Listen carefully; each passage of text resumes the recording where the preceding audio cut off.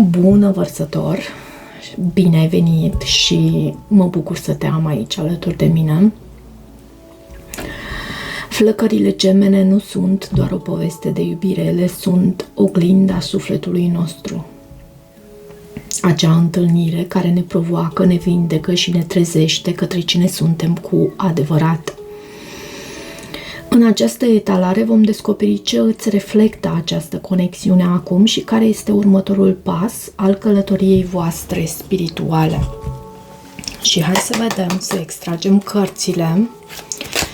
Am să setez intenția ca acest mesaj să fie pentru zodia Vărsător și pentru călătoria ta împreună cu flacăra ta geamănă. Și hai să vedem. Pentru Vărsător, mesaje mai întâi din acest oracol, după care vom folosi și tarotul. Uite, văd și un 2 de cupe la baza pachetului, este înainte de a tăia pachetul, dar 2-ul de cupe vorbește despre acea curgere a iubirii dintre doi oameni. Acel flow, acea curgere, acea armonie între doi oameni. La baza pachetului avem 9 de monede, culegerea roadelor, 9 de spade și 8 de monede.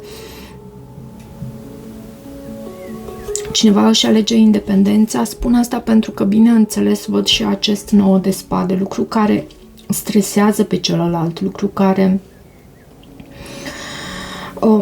e un lucru ce aduce stres, aduce griji, aduce nopți nedormite. Văd că urmărești să te detașezi și există și conflict mental. Ce e aici? În energia ta avem spânzuratul, energia sa, avem îndrăgostiții, oglinda dintre voi, prima chakră. Provocarea în această situație o reprezintă tocmai cardul cu numărul 5, cu cifra 5, de fapt hierofantul, angajamentul serios. Foarte multe arcane majore văd până acum aici pe masă. La tine, Vărsător, avem împărăteasa în vindecarea necesară între tine și această persoană. Misiunea voastră este chakra coroană și ce avem în ceea ce urmează o posibilă evoluție pe termen scurt între tine și această persoană, 3-ul de monede. Este o carte a colaborării, este o carte care anunță lucru în echipă, faptul că veți reuși să puneți în mișcare flow-ul acesta de energie între voi și pentru că în această perioadă, mai ales aici, în energia ta, văd o stagnare. Posibil această persoană sau tu v-ați ales independența, provocarea o reprezintă până la urmă acest card, hierofantul, care vorbește despre un angajament serios. Probabil nu este un angajament serios aici între voi și lucrul ăsta provoacă, aduce stres. Spânzuratul este în energia ta, cum am și spus. Cum te afli tu în această conexiune? Ce reflectă sufletul tău acum? Spânzuratul mai reprezintă și zodia Pești. Poate ai Pești pe harta natală. Spânzuratul este și cartea sacrificiilor. Arată o așteptare. Arată faptul că poate tu ai fost blocat pentru o anumită perioadă, însă lucrul acesta nu este fără sens. Lucrul acesta are sens. Pentru că vei reuși să vezi lucrurile dintr-o nouă perspectivă, dintr-un alt unghi și astfel să îți îmbogățești cunoașterea și înțelepciunea. De ce? Justiția, un contract, un adevăr și 6 de monede. și 6 de monede. Justiția, bineînțeles, da, vorbește despre un adevăr și avem această progresie sau regresie de la 11 la 12. Ambele sunt arcane majore și anunță faptul că arcanele majore anunță faptul că ai de a face cu lecții importante de viață în această conexiune. Nu sunt energii care să se disipe foarte ușor. Justiția vorbește despre un oarecare, despre fair play-ul de care tu dai dovadă, despre corectitudinea de care tu dai dovadă aici. Te simți blocată, da, dar în același timp justiția este de partea ta. Tu ai făcut ceea ce este corect aici. Văd că dai și dovadă de generozitate, iarăși, cu acest 6 de monede. La baza pachetului avem acest 6 de spade care anunță faptul că tu dai dovadă de generozitate în ideea de a traversa acest râu și de a depăși această perioadă, am să o denumesc cu sacrificii pentru această conexiune, pentru că văd acest spânzurat. Poate ai de a face și cu o balanță, văd aici puțin și pământ. Îndrăgostiții reprezintă zodia Gemeni și este în energia flăcării tale Gemene în prezent. Unde se află în călătoria personală? Care sunt blocajele sau dorințele acestei persoane? Această persoană are tot o arcană majoră și această arcană majoră este o arcană care anunță nevoia de a lua o anumită decizie și nu este o decizie, nu știu, de ce voi avea la prânz, ci este o decizie e o decizie majoră pentru această persoană. Temperanța reprezintă zodia Săgetător, o avem iarăși aici și faetonul. Poate că această persoană în această perioadă se gândește foarte mult la a echilibra lucrurile cu tine. Poate își dorește foarte mult să se pună în mașină și să vină în direcția ta. Nu știu de ce, totuși, acest sacrificiu aici, pentru că la această persoană, în ceea ce te privește pe tine, avem niște energii tare frumoase. De ce temperanța și îndrăgostiții își dorește vindecare, echilibru, a echilibra ceva anume aici cu tine, întâlnire, uniune. Există și multă atracție aici. Regele de monede, poate este vorba despre un semn de pământ sau o persoană pentru care stabilitatea este foarte importantă. Poate este vorba despre un taur, fecioară sau capricorn. Mai văd aici și 5 de bâte și regele de spade și din nou faetonul.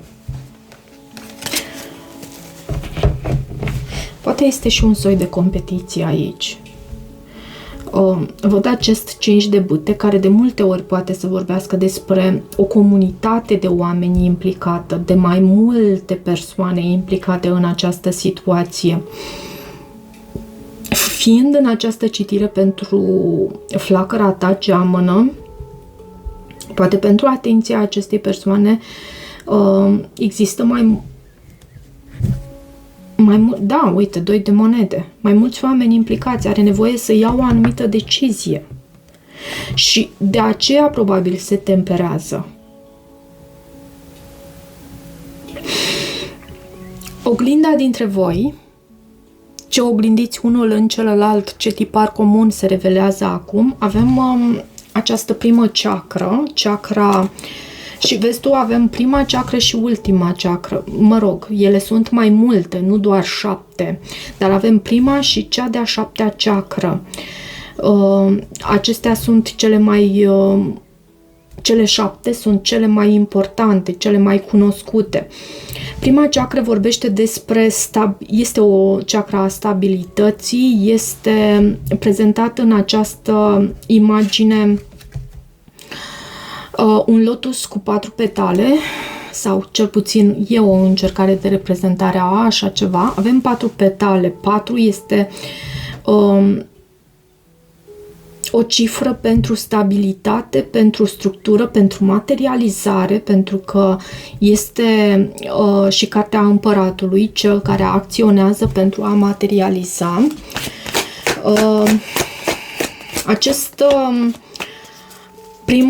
Această primă chakră sau acest prim centru energetic vorbește și despre, este în zona glandelor sexuale, poate e și o anumită atracție, dar cred că în primul rând acest card a venit, da, și o anumită atracție. Flirt și griji din cauza acestui lucru. Poate te ajută să lucrezi cu prima ta chakră, cu primul tău centru energetic. Există atât de multe frecvențe, chiar și pe YouTube, care te pot ajuta să echilibrezi această chakră și să o deschizi și într-un mod echilibrat, bineînțeles. De ce aceste cărți aici? Au venit două. Avem Asul de Spade, ceea ce vorbește despre faptul că ceea ce eu am transmis este un adevăr, și Cavalerul de Spade și 2 de bâte aici. Aveți o anumită decizie de luat, poate fi și vorba despre o așteptare, un plan bun e cel care te poate salva aici și în niciun caz nu comunicarea imatură. Ok. Și avem Hierofantul în provocare, care este lecția pe care trebuie să o învățați, ce vă ține separați, în interior sau în exterior. Poate este un taur, pentru că nu am menționat acest lucru.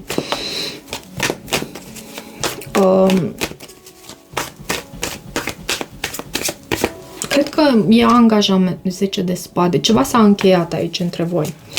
Ceva la care s-a pus punct, există aici între tine și această persoană, și provocarea o reprezintă faptul că nu mai există acest angajament. Există blocaj. Și Hierofantul, fii atent ce energie avem aici în provocare. Da, pentru vărsător nu văd ca voi să fiți împreună, să fii împreună cu această persoană. Văd că poate să existe și competiție pentru atenția acestei persoane sau în această dinamică dintre voi există mai multe persoane implicate. Unul dintre voi și-a ales independența și se pare că suferă de asemenea în tăcere. În ceea ce e necesar să fie vindecat aici avem fertilitate. Fertilitate sau cartea împărăteasa, cifra 3. Energia feminină. Energia feminină este cea care este receptivă și aici e necesară vindecare. Ce energie avem? Avem 3-ul de bâte și 3. Și pe deasupra, dacă nu era suficient, avem și 7 de spade.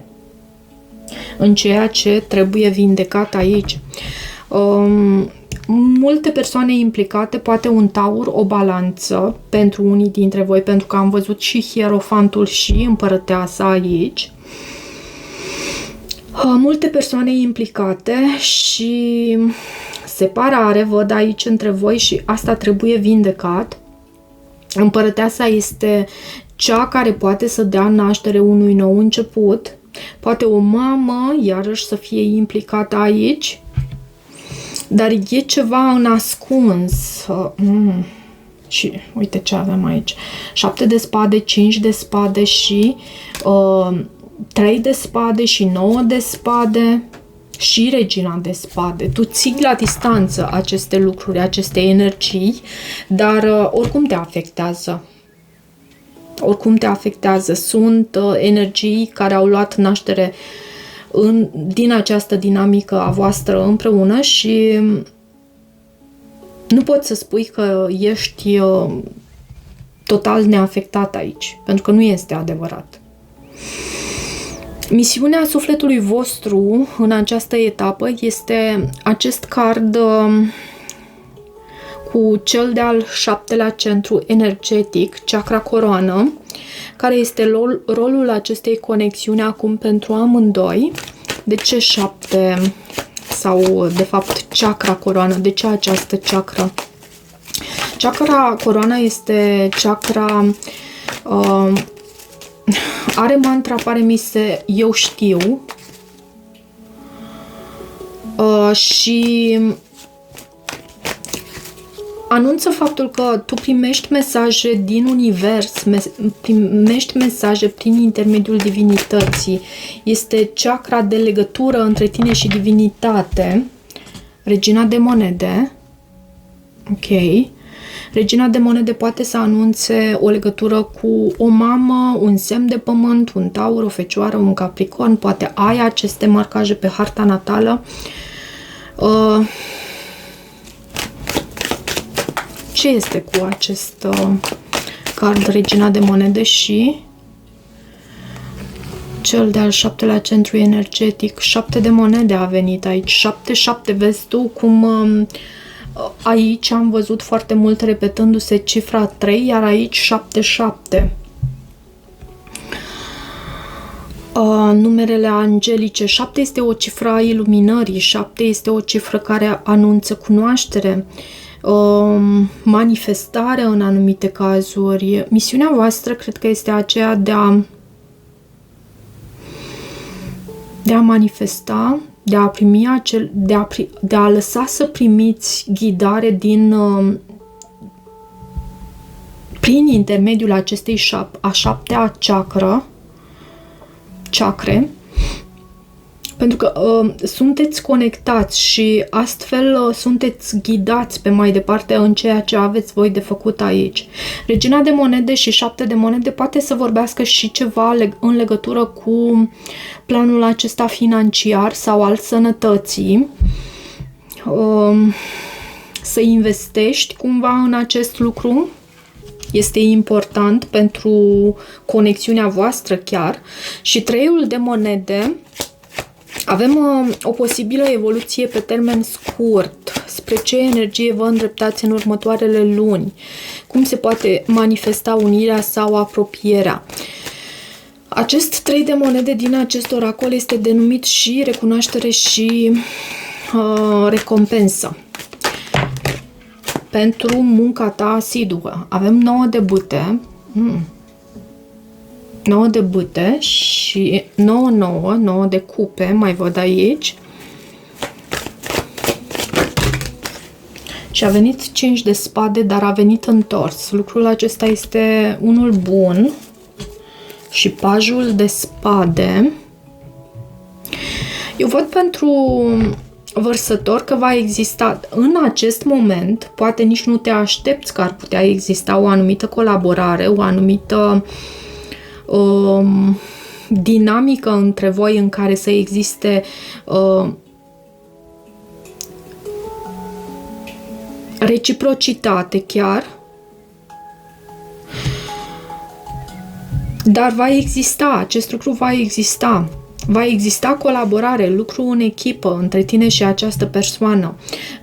Posibil chiar veți mai da o șansă acestei conexiuni, să vă cunoașteți unul pe celălalt mai bine. Hai să văd și din acest oracol ce urmează în această conexiune a voastră. Rămâi optimist, da, rămâi optimist, pentru că viața ta amoroasă se va schimba. Vindecare a chestiunilor acestora de familie. Viața ta amoroasă beneficiază pe măsură ce tu ierți și vindeci, ce ierți părinții tăi, scuze, și atracție. Bucură-te de acest moment din plin pentru a atrage Da, pentru a atrage romantismul pe care tu ți-l dorești. Iar la baza pachetului avem încredere. Ai încredere. Ai încredere. Simt pentru vărsător că ușor ți-ai pierdut speranța, deși nu este specific ție,